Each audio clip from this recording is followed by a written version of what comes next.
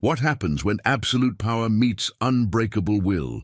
When a man who treats human lives as entertainment finally faces someone who refuses to be prey?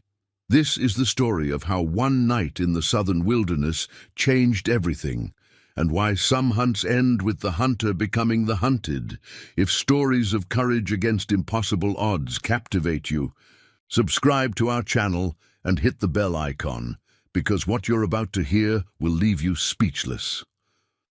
The year was 1847, and in the heart of Georgia's most remote plantation territory, Governor Thaddeus Blackwood had turned cruelty into an art form.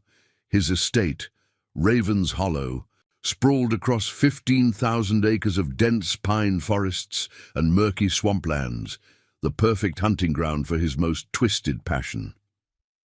Every month, when the moon was darkest, carriages would arrive at Ravens Hollow carrying the South's wealthiest plantation owners, politicians, and businessmen.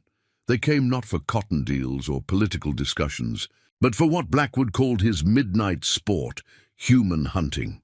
"Gentlemen," Blackwood would announce from his mansion's grand balcony, his voice carrying the authority of a man who had never been told no. "Tonight, we hunt the most dangerous game of all." The rules were simple and horrifying. An enslaved person would be given a 30-minute head start into the forest. If they could survive until dawn and reach the old stone bridge 5 miles north, they would earn their freedom, if caught. Well, no one had ever made it to the bridge. Blackwood's guests would gather in the mansion's trophy room, sipping aged bourbon beneath mounted deer heads and bear pelts, placing bets on how long the hunt would last. The shortest had been 12 minutes, the longest 3 hours and 47 minutes, a record that Blackwood himself had set. "The key," Blackwood would explain to his guests, his pale blue eyes gleaming with predatory satisfaction, "is understanding that fear makes them predictable. They always run toward water, always seek the thickest brush, always make the same mistakes." His hunting party consisted of 6 men on horseback, armed with rifles, and accompanied by a pack of bloodhounds trained specifically for tracking humans. Blackwood rode a massive black stallion named Reaper, and he carried an ornate hunting rifle passed down through 3 generations of his family. The enslaved people on Ravens Hollow lived in constant terror of being selected. Blackwood chose his prey based on perceived defiance, a look held too long, work done too slowly, or simply his whim on any given night. The selection process itself was psychological torture, as he would walk through the quarters, studying faces, before pointing his ivory-handled cane at his chosen victim. "You," he would say, and that single word was a death sentence disguised as a game. On this particular October night, the air was thick with fog, rolling in from the nearby Altamaha River.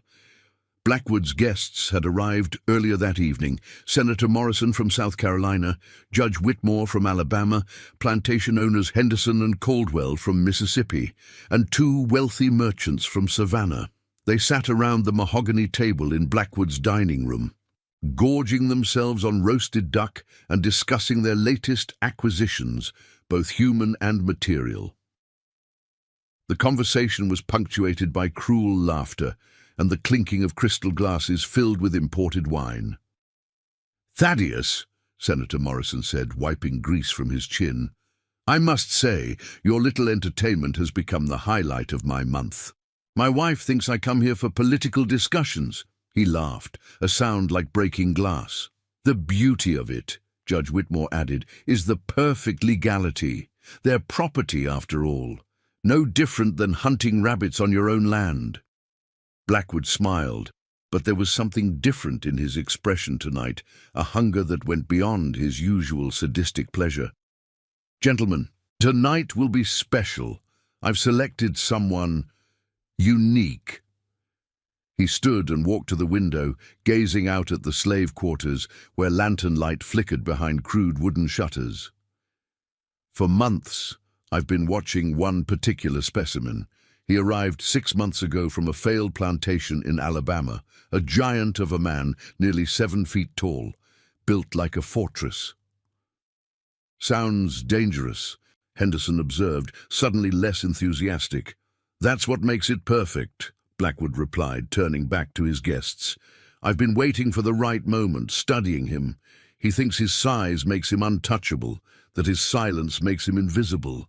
Tonight I prove that no man, no matter how large, is beyond my reach. Woode, the enslaved man Blackwood spoke of, was known simply as Samuel. He had arrived at Ravenshollow in chains, purchased from a bankrupt plantation where he had been considered unmanageable. At 6 feet 11 inches tall and weighing nearly 300 pounds of solid muscle, Samuel was indeed a giant among men. But his true strength wasn't physical. It was the unbreakable spirit that burned behind his dark eyes. Samuel had been born free in Pennsylvania, the son of escaped slaves who had built a small farm in the mountains. He had lived the first 18 years of his life as a free man, learning to read and write, helping his father work their land, and believing in the possibility of a just world. That world had shattered when slave catchers found their farm. Samuel's parents were killed, defending their home, and he was dragged south in chains, his freedom papers burned before his eyes. For 12 years, he had endured the hell of slavery, moving from plantation to plantation, his size making him valuable, but his spirit making him dangerous. At Ravenshollow, Samuel worked in the lumber crews, felling massive pine trees with an efficiency that impressed even the overseers. But he never spoke unless spoken to, never looked directly at white faces, and never showed the rage that burned constantly in his chest. He had learned to hide his intelligence, to appear simple and docile, while his mind planned and calculated. Samuel knew about Blackwood's hunts. Every enslaved person on the plantation knew. They had all heard the screams echoing from the forest, had seen the bloodhounds return with torn clothing between their teeth, had noticed when someone disappeared and never returned. On this night, as Samuel lay on his straw mattress in the cramped quarters he shared with 8 other men, he felt a familiar chill of premonition. Through the thin walls, he could hear the laughter from the big house, could see the glow of lanterns as Blackwood's guests prepared for their entertainment. "Samuel," whispered Moses, an elderly man who slept on the adjacent pallet. "You've been too visible lately. The way you look at things, the way you carry yourself, that devil's been watching you." Samuel said nothing, but his massive hands clenched into fists. He had been careful, so careful, but perhaps not careful enough. He thought of his parents, of their farm in the mountains, of the freedom he had once known and lost. If Blackwood chose him tonight, it would not be like the other hunts, because Samuel had a secret that the governor didn't know. He had been preparing for this moment for months. Hidden beneath a loose floorboard was a small knife he had crafted from a piece of broken metal, sharpened on stone during countless nights. More importantly, he had been mapping the forest during his work details, memorizing every trail, every creek, every hiding place. If chosen, Samuel would not run in panic like the others. He would not seek the false hope of the stone bridge. He had a different plan entirely, one that would turn Blackwood's twisted game into something the governor had never imagined. The sound of approaching footsteps outside the quarters made every man inside freeze. Through the gaps in the wooden walls, they could see the glow of torches and hear the jingle of keys. Blackwood was coming to make his selection. Samuel closed his eyes and steadied his breathing. After 12 years of slavery, after watching countless friends disappear into the night, after swallowing his rage and hiding his strength, the moment of reckoning was finally at hand. The door to the quarters swung open with a crash that echoed like thunder. Governor Blackwood stood silhouetted in the doorway, his tall frame backlit by the torches held by his overseers. He wore his finest hunting attire, a deep green jacket with gold buttons, leather boots polished to a mirror shine, and his ivory-handled cane gleaming in the flickering light. Behind him stood his guests, their faces flushed with wine and anticipation. "Good evening, boys," Blackwood said, his voice carrying the false warmth of a snake oil salesman. "I trust you're all resting well after your hard day's work." The enslaved men remained motionless on their pallets, eyes fixed on the floor. They had learned long ago that eye contact during these visits was a death sentence. The only sounds were the crackling of torches and the distant howling of wind through the pine trees. Blackwood stepped into the cramped quarters, his cane tapping against the wooden floor with each deliberate step. The space, designed to hold 6 men, was packed with 10, their bodies pressed together on straw mattresses that reeked of sweat and desperation. "Now then," Blackwood continued, beginning his slow walk between the pallets, "I need a volunteer for tonight's festivities. Someone brave enough to provide entertainment for my distinguished guests." He paused beside old Moses, studying the elderly man's weathered face. Moses kept his eyes downcast, his breathing shallow. Blackwood moved on, his cane trailing behind him like the tail of a predator. "You know," he said conversationally, "I've been thinking about the nature of courage. What makes one man fight while another surrenders? What separates the wolf from the sheep?" Samuel lay perfectly still, his massive frame taking up nearly twice the space of the other men. He could feel Blackwood's presence approaching, could smell the governor's expensive cologne mixed with the metallic scent of cruelty. Every muscle in his body was coiled like a spring, but he forced himself to remain motionless. "Ah," Blackwood said, stopping directly beside Samuel's pallet. "Here we have something interesting." The governor's cane came to rest on Samuel's shoulder, the ivory handle cold against his skin through the thin fabric of his shirt. Samuel could feel the eyes of every man in the room upon him, could hear the barely audible intake of breath from his fellow prisoners. "Stand up," Blackwood commanded. Samuel rose slowly, unfolding his massive frame until he towered over everyone in the room. Even Blackwood, who was tall for his time at 6 feet, had to crane his neck to look into Samuel's face. The governor's guests murmured among themselves, impressed despite their casual cruelty. "Magnificent," Blackwood breathed, walking in a slow circle around Samuel like a buyer examining livestock. "Look at the size of him, gentlemen. The muscle definition, the way he carries himself." Judge Whitmore stepped forward, his small eyes glittering with interest. "He's certainly substantial, but size can be a disadvantage in the forest, makes one easier to track." "Perhaps," Blackwood replied, never taking his eyes off Samuel, "but it also makes the hunt more sporting. Tell me, boy, what's your name?"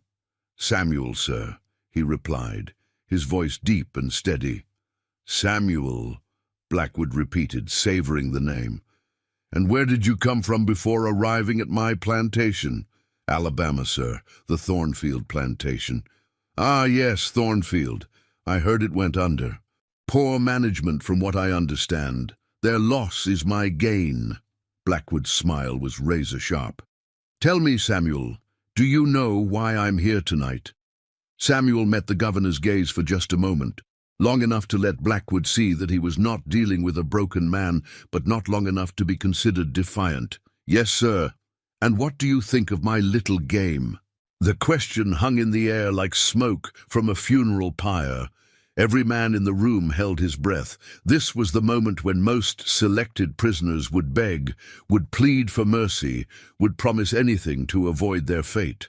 Samuel's response was different.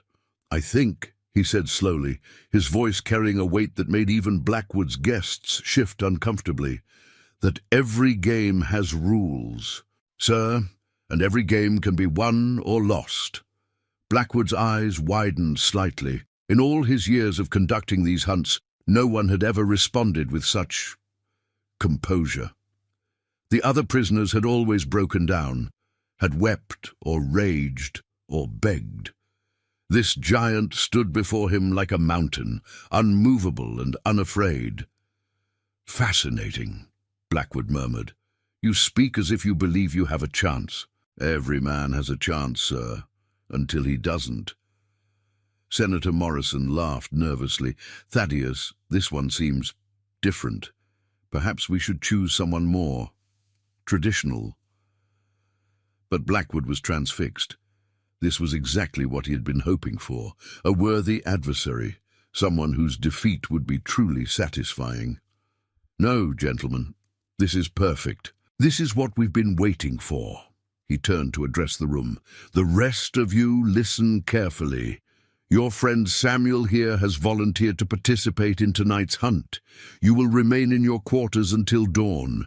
Anyone found outside will join him in the forest. Is that understood?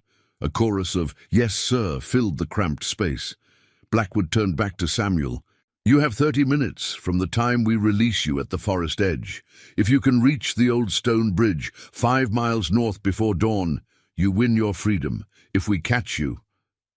He let the sentence hang unfinished. I understand, sir. Excellent. Oh, and Samuel, just to make things interesting, I'm doubling the stakes tonight. If you somehow manage to evade us until dawn, I'll free not just you, but every man in this room. The gasps from the other prisoners were audible. Old Moses looked up for the first time, his eyes wide with disbelief. Blackwood had never offered such terms before. And if I don't make it to the bridge? Samuel asked. Blackwood's smile was pure evil. Then your friends here will work double shifts for the next month, as punishment for harboring such a spirited individual. It was psychological warfare at its most refined.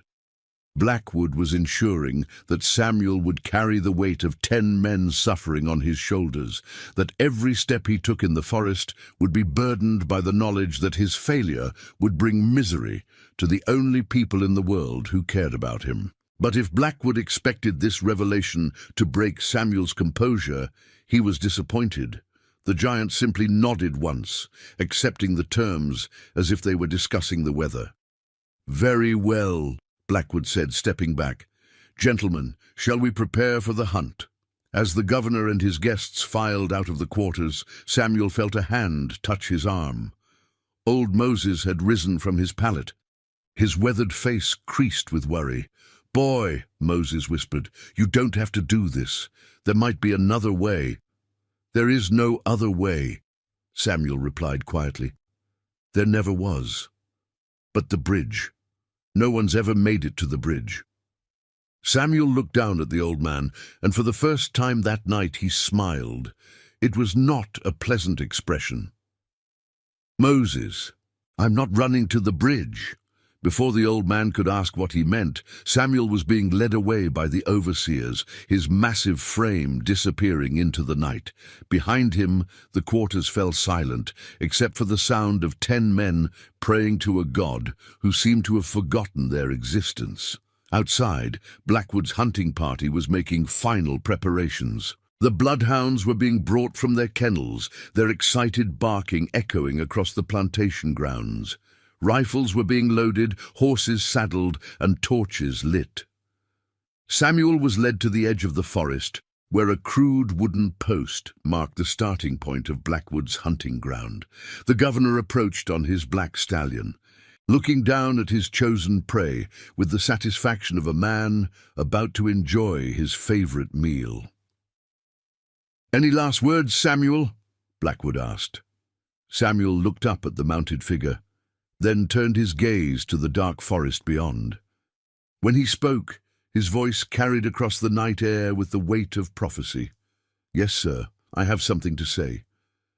He turned back to face Blackwood, and in that moment, something shifted in the air between them.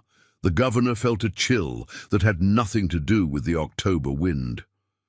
"Tonight," Samuel said, his words measured and deliberate, "you're going to learn the difference between hunting animals and hunting a man who has nothing left to lose."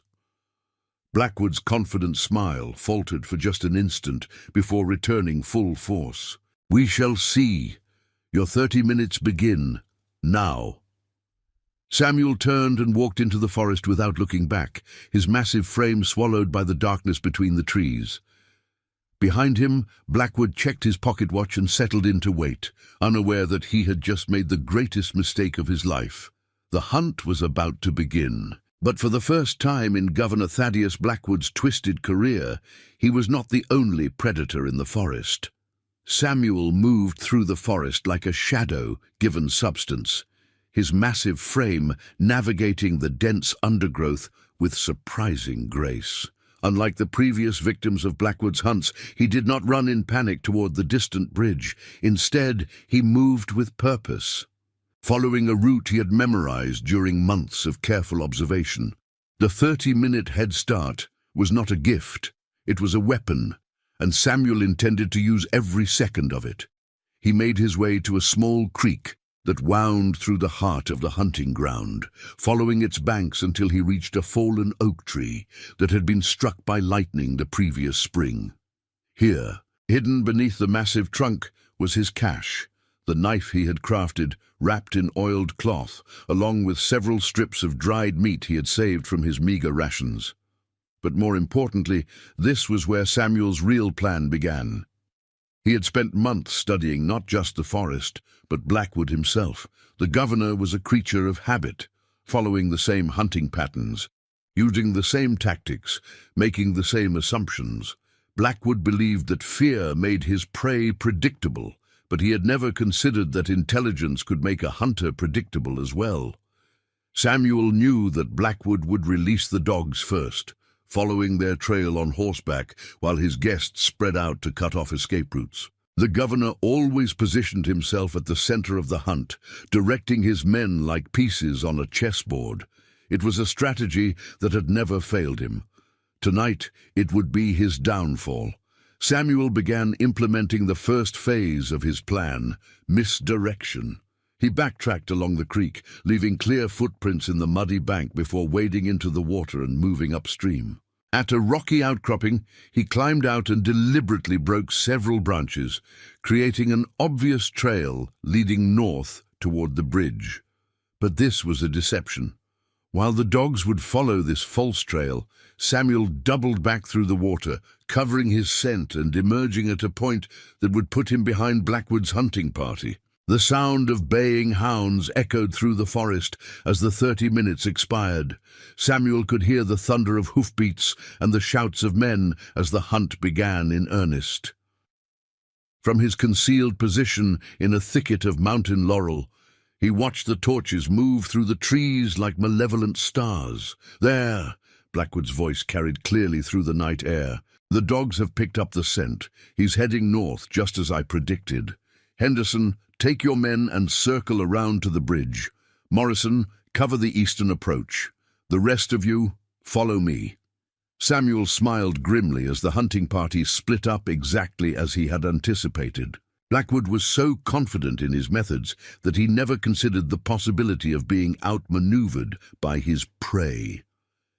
As the main group moved away, following the false trail, Samuel began to move. But he was not fleeing. He was stalking. Judge Whitmore had been assigned to guard the southern approach, positioned alone near a small clearing where Blackwood believed Samuel might try to circle back. The judge sat on his horse, rifle across his saddle, occasionally taking swigs from a silver flask to ward off the October chill. He never saw Samuel coming. The giant emerged from the darkness like a force of nature, moving with impossible silence for a man of his size. One massive hand clamped over Whitmore's mouth while the other dragged him from his horse. The judge's rifle clattered to the ground as Samuel's knife found its mark with surgical precision. Whitmore's eyes went wide with shock and terror as he realized that the hunted had become the hunter. His last sight was Samuel's face, calm and resolute, showing no more emotion than a man chopping firewood. Samuel caught the judge's body as it fell, lowering it silently to the ground. He took Whitmore's rifle, ammunition, and horse, leaving the corpse hidden in the underbrush. The judge's mount was a fine bay gelding, well-trained and responsive, exactly what Samuel needed for the next phase of his plan. Meanwhile, Blackwood's main party was discovering that their quarry was more cunning than anticipated. The dogs had followed the false trail to a rocky area where the scent disappeared completely. The hounds ran in circles, whining in confusion as their handlers cursed and tried to pick up the trail again. "Impossible," Blackwood muttered, studying the ground by torchlight. "No man can simply vanish." "Or perhaps he went into the water," suggested one of his overseers. "Then the dogs would have found where he came out. No, this is something else. This man is thinking." For the first time in years of conducting these hunts, Blackwood felt a flicker of unease. His previous victims had been driven by terror, making them predictable and easy to track. But this Samuel was displaying a level of tactical thinking that the governor had not anticipated. "Spread out," Blackwood ordered. "Search every inch of this area. He has to be somewhere nearby." As his men dispersed with their torches, Blackwood remained mounted in the center of the clearing, his rifle ready and his eyes scanning the tree line. The governor was beginning to realize that he might have underestimated his prey, but his arrogance prevented him from grasping the true extent of his miscalculation. Samuel was no longer the hunted. He was the apex predator in these woods, and Blackwood's men were walking into a carefully laid trap. From his position on the stolen horse, Samuel could see the scattered torches of the search party. He had positioned himself on a ridge overlooking the clearing, using the elevation and darkness to his advantage. The rifle felt familiar in his hands. His father had taught him to shoot during their years of freedom in Pennsylvania, and muscle memory guided his movements as he checked the weapon's load. He could have shot Blackwood from this position, ending the hunt with a single bullet, but that would have been too quick, too merciful. Samuel wanted the governor to understand what it felt like to be prey, to experience the terror that so many innocent people had felt in their final moments. Instead, Samuel chose a different target. The overseer named Briggs was searching alone near the base of the ridge, his torch held high as he examined the ground for tracks. Samuel's shot took him in the chest, the rifle's report echoing through the forest like thunder. Briggs fell without a sound, his torch guttering out in the damp earth. The remaining men froze at the sound of gunfire, their heads turning toward the ridge where a muzzle flash had briefly illuminated the darkness. "He's armed," someone shouted. "The bastard's got a gun!" Panic began to spread through the hunting party. These men were accustomed to pursuing unarmed, terrified victims through the forest. The idea that their prey might be shooting back had never occurred to them. Blackwood's voice cut through the confusion like a whip. "Calm yourselves. It's just one man with one shot. Reload and advance. We have him cornered." But Samuel was already moving, using the chaos to relocate to a new position. He had studied these men for months, knew their strengths and weaknesses, their fears and motivations. Most of Blackwood's overseers were bullies and cowards who derived their courage from overwhelming odds and helpless victims. When faced with genuine danger, they would break. Samuel's second shot came from a completely different angle, taking down another overseer who had been trying to flank his previous position. The man screamed as he fell, the sound echoing through the trees like the cry of a wounded animal. "Where is he?" Henderson shouted, his voice cracking with fear. "How is he moving so fast?" "He's on horseback," Blackwood realized, his tactical mind finally grasping the situation. He took Whitmore's horse. That's how he's repositioning so quickly. The governor's blood ran cold as the implications sank in. If Samuel had Whitmore's horse, that meant. "Find Judge Whitmore," Blackwood commanded. "Now!" But Samuel was already implementing the next phase of his plan. He had dismounted and was moving on foot again, using the forest's natural cover to approach the hunting party from yet another angle. The rifle was useful, but for what he intended to do next, he needed to be close. Very close. The overseer named Caldwell was crouched behind a fallen log, his rifle trained on the tree line where he thought Samuel might appear. He never looked behind him, never considered that death might approach from the rear. Samuel's knife slid between Caldwell's ribs, like a whisper, finding the heart with the precision of a surgeon. The man died without making a sound, his weapon falling from nerveless fingers. 3 down, 4 to go, plus Blackwood himself. The governor was beginning to understand that he was no longer in control of the situation. His carefully orchestrated hunt had become a nightmare, with his own men being picked off one by a quarry who had somehow transformed into an avenging angel of death. "Regroup," Blackwood shouted into the darkness. "Fall back to the clearing. We make our stand together." But Samuel had anticipated this as well. As the surviving members of the hunting party tried to retreat to the safety of numbers, they found their path blocked by a wall of flame.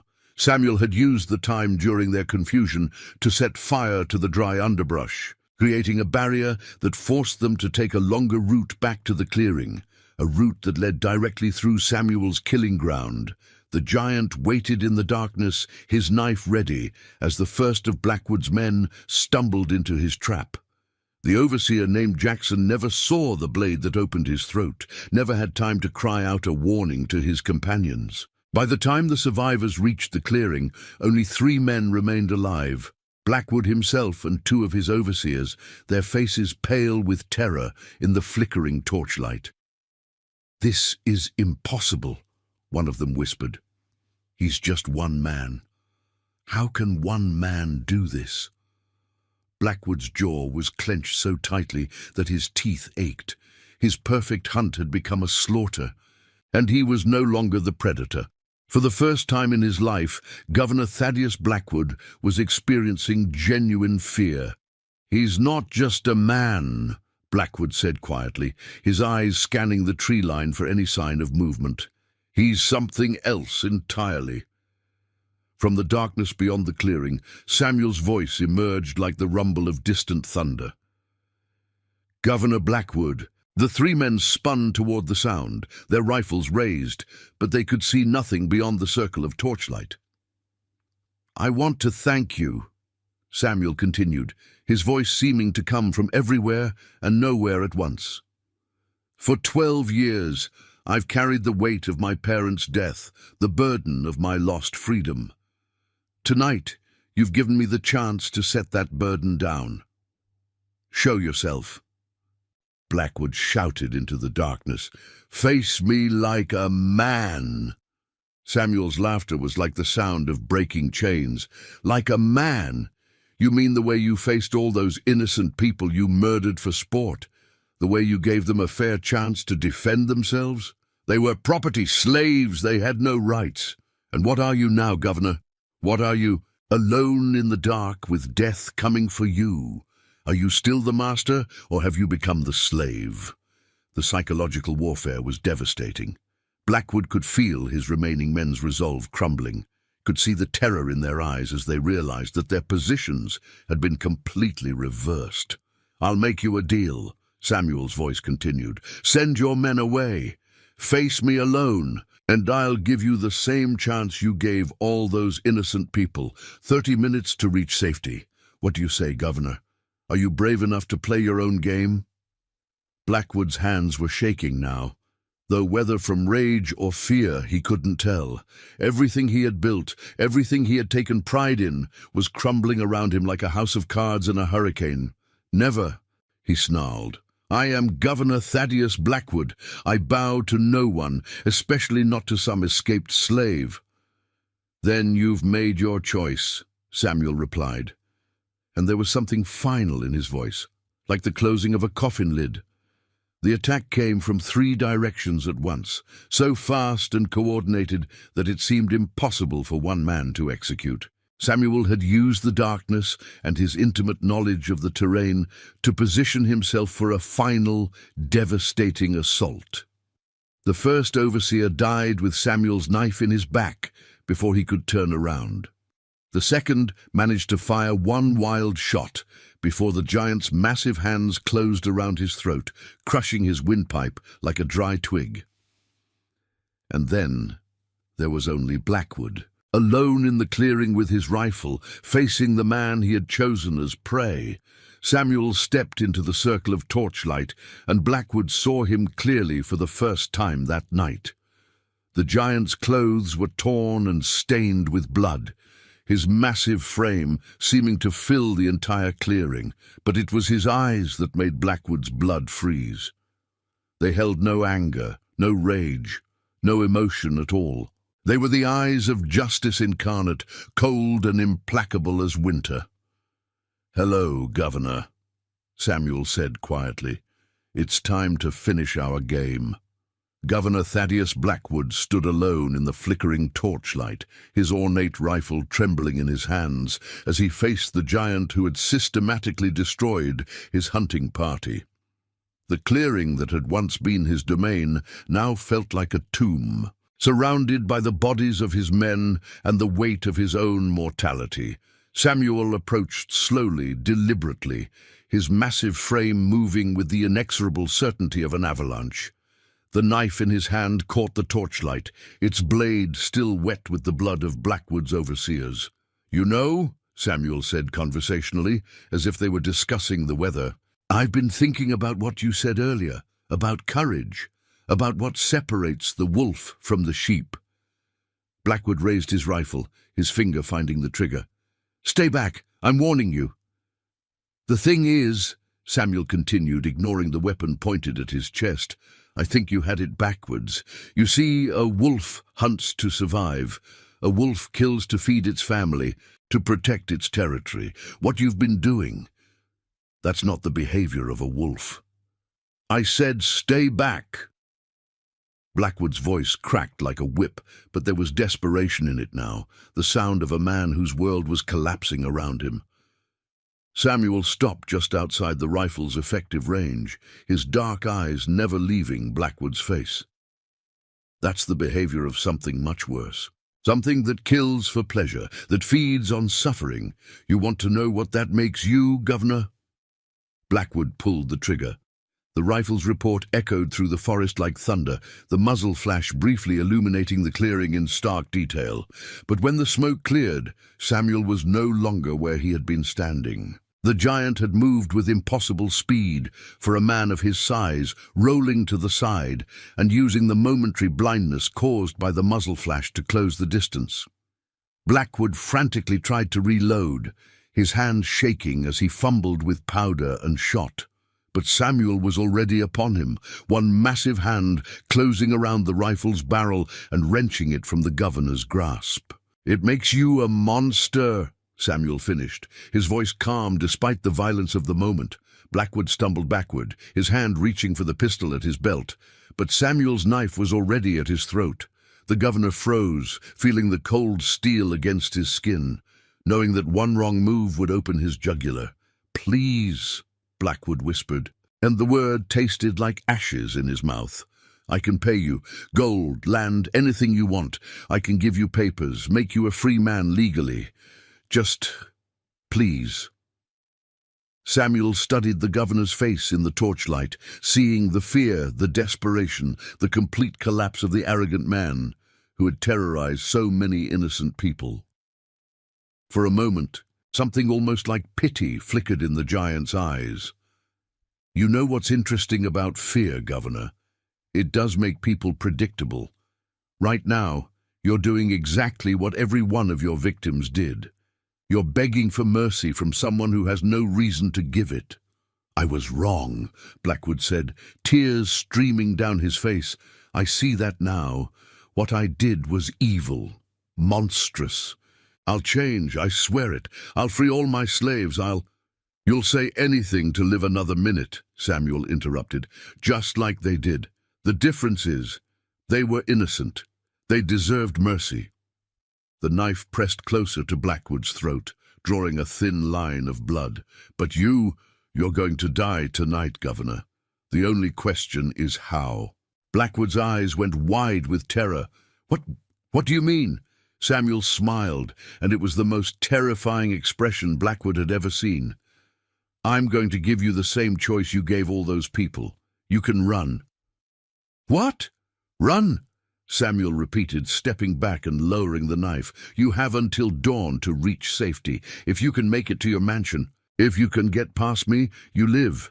If not—" Blackwood stared at him in disbelief. "You're You're letting me go? I'm giving you a chance. The same chance you gave them. Of course, there are a few differences. Samuel's smile widened. You're not in your own forest anymore, Governor. This is my territory now, and unlike your victims, I know exactly how you think, how you move, where you'll try to hide. The psychological impact was devastating. Blackwood realized that Samuel was not offering him mercy. He was offering him the most refined form of torture imaginable.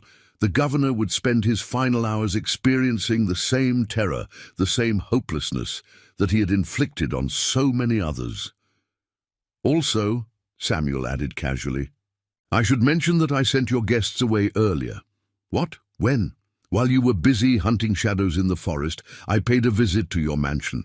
Senator Morrison, Judge Whitmore's friends, all those fine gentlemen who came to watch your little show. I explained to them that the entertainment was over, that they should leave immediately if they valued their lives. Blackwood's face went pale. You're lying. Am I? Why don't you run back to the mansion and see for yourself? Of course, you'll have to get past me first. The governor looked around the clearing, at the bodies of his men, at the dying torches that would soon leave him in complete darkness. The weight of his situation finally sank in completely. He was alone, unarmed, and being hunted by a man who had already proven himself to be a far superior predator. This isn't possible, Blackwood whispered. You're just a slave, just property. This can't be happening. Property? Samuel's voice carried a note of genuine amusement. Governor, let me tell you what I really am. I'm the son of free people who built their own farm with their own hands. I'm a man who learned to read and write, who studied mathematics and philosophy. I'm someone who spent 12 years planning for this moment, learning everything I could about you and men like you. He stepped closer, and Blackwood could see the intelligence burning in those dark eyes, the careful calculation that had orchestrated this entire night. Most importantly, Samuel continued, I'm the last thing you're ever going to see. So I suggest you start running, Governor. Dawn is still hours away, and I'm going to enjoy every minute of this hunt. Blackwood broke. The governor turned and fled into the forest, crashing through the underbrush like a panicked animal. Behind him, Samuel's laughter followed, like the baying of hounds, echoing through the trees and filling the night with the sound of justice finally served. For the next 3 hours, Governor Thaddeus Blackwood experienced hell on earth. Every shadow might hide his pursuer, every snapping twig might signal his doom. Samuel stalked him through the forest with the patience of a natural predator, appearing just long enough to be seen before vanishing again into the darkness. The governor tried every trick he had learned during his years of hunting, but Samuel anticipated them all. When Blackwood tried to hide in a hollow log, Samuel's knife appeared inches from his face. When he attempted to cross the creek to throw off his scent, Samuel was waiting on the other side, getting tired. Governor? Samuel's voice would emerge from the darkness, sometimes close, sometimes distant, always terrifying. Your victims never got to rest. They ran until their hearts burst, until their feet bled, until they collapsed from exhaustion. How does it feel? Blackwood's fine hunting clothes were torn to shreds, his face scratched and bleeding from thorns. His expensive boots had fallen apart, leaving his feet raw and bloody. But the physical pain was nothing compared to the psychological torture of knowing that death was stalking him, playing with him like a cat with a mouse. As dawn approached, Blackwood found himself back where the nightmare had begun, at the edge of the forest, near the wooden post that marked the starting point of his hunting ground. He could see his mansion in the distance, its windows dark and empty. Samuel had been telling the truth. His guests were gone, fled into the night like the cowards they truly were. Almost made it, Samuel's voice said behind him. Blackwood spun around to find the giant standing just at the tree line, his massive frame silhouetted against the lightening sky. The governor was so exhausted he could barely stand, his legs shaking with fatigue and terror. "Please," Blackwood gasped, "I've learned my lesson. I'll never hunt again, I swear it. I'll free every slave on my plantation. I'll give you anything you want." Samuel walked slowly toward him, and Blackwood could see that the giant was completely calm, not even breathing hard despite the night-long chase. "You know what I want, Governor? I want you to understand something." "What?" "Anything. I want you to understand that this was never about the hunt. This was about justice, about balance, about making sure that the evil you've done in this world doesn't go unpunished." Samuel reached into his shirt and pulled out a small leather pouch. From it he withdrew a piece of paper, yellowed with age and carefully preserved. "Do you know what this is?" he asked, holding the paper up to the dawn light. Blackwood squinted at it, trying to make out the faded writing. I don't. These are my freedom papers," Samuel said quietly. "The documents that proved I was born, a free man, that I had every right to live my life in peace with my family. Your slave catchers burned the originals, but my father had hidden a copy." He folded the paper carefully and put it back in the pouch. "For 12 years, I've carried this reminder of what I lost, what was stolen from me. Tonight I'm finally free to let it go." "Then let me go too," Blackwood pleaded. "We can both be free. We can both start over." Samuel shook his head sadly. "Governor, you still don't understand. Some things can't be forgiven. Some debts can only be paid in blood." The knife appeared in Samuel's hand as if by magic, its blade catching the first rays of the rising sun. Blackwood tried to run, but his exhausted legs betrayed him, and he fell to his knees in the damp grass. "Wait!" he gasped. "Wait! I have information about other plantations, other men who do what I do. I can help you stop them." Samuel paused, considering this. "Other men like you?" "Yes. Senator Morrison has his own hunting ground in South Carolina. Judge Whitmore's brother runs similar games in Alabama. I can give you names, locations, everything." For a moment, hope flickered in Blackwood's eyes. Perhaps he had found a way to save himself, to turn his knowledge into a bargaining chip for his life. Samuel knelt down beside the governor, bringing his face close to Blackwood's ear. "Thank you for that information," he whispered. "It will be very useful." "Then you'll let me live?" "No," Samuel said simply. "But now I know where to go next." The knife slid between Blackwood's ribs with surgical precision, finding the heart just as it had with so many of the governor's men. Blackwood's eyes went wide with shock, then slowly glazed over as his life ebbed away. Samuel stood over the body as the sun rose fully above the horizon, painting the sky in shades of gold and crimson. In the distance, he could hear the sound of voices, the enslaved people of Ravenshollow emerging from their quarters, drawn by the silence where there should have been the sounds of returning hunters. Old Moses was the first to reach the edge of the forest, his weathered face creased with worry and hope in equal measure. When he saw Samuel standing over Blackwood's corpse, the old man's knees nearly buckled with relief. "Samuel," Moses whispered, "you did it. You actually did it." "It's finished," Samuel replied, wiping the blood from his knife on Blackwood's expensive jacket. "The monster is dead." More people arrived. Men, women, and children who had lived in terror of Blackwood's hunts, who had watched friends and family members disappear into the forest never to return. They stood in stunned silence, unable to believe that their tormentor was truly gone. "What happens now?" asked a young woman named Sarah, her voice barely audible. Samuel looked at the assembled group, these people who had suffered so much for so long. "Now you're free," he said simply. "All of you. The papers in Blackwood's study will prove ownership of this plantation, but those papers died with him. This land belongs to no one now but those who work it." "And you?" Moses asked. "What will you do?" Samuel looked toward the horizon, where other plantations lay hidden beyond the rolling hills. "I have work to do, other monsters to hunt, other debts to collect." He turned back to the group one final time. "Make this place into something good. Build the kind of life that Blackwood tried to steal from all of us. And remember, no one is property, no one is prey. We are all human beings, and we all deserve to be free."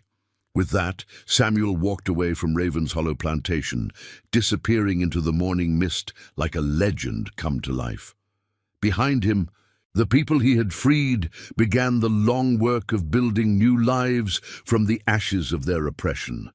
And in the distance, on plantations across the South, other men like Blackwood continued their evil games, unaware that justice was coming for them in the form of a 7-foot giant who had learned that sometimes the only way to stop a monster is to become something even more terrifying. The hunt was over, but Samuel's war had just begun. In the years that followed, stories spread across the South of a giant who appeared in the night, a phantom of justice who hunted those who preyed upon the innocent. Some called him a myth, others a nightmare made flesh. But those who had suffered under the cruelty of men like Blackwood knew the truth, that sometimes, when evil seems unstoppable, the universe sends someone to restore the balance. Samuel's story reminds us that courage isn't the absence of fear. It's the decision to act despite that fear. That justice delayed is not always justice denied. And that no matter how powerful evil may seem, it can never truly defeat the human spirit. If this story of courage against impossible odds moved you, smash that subscribe button and ring the notification bell. Share this video with someone who needs to hear that even in the darkest times, justice can prevail. What other untold stories of resistance and courage would you like us to explore?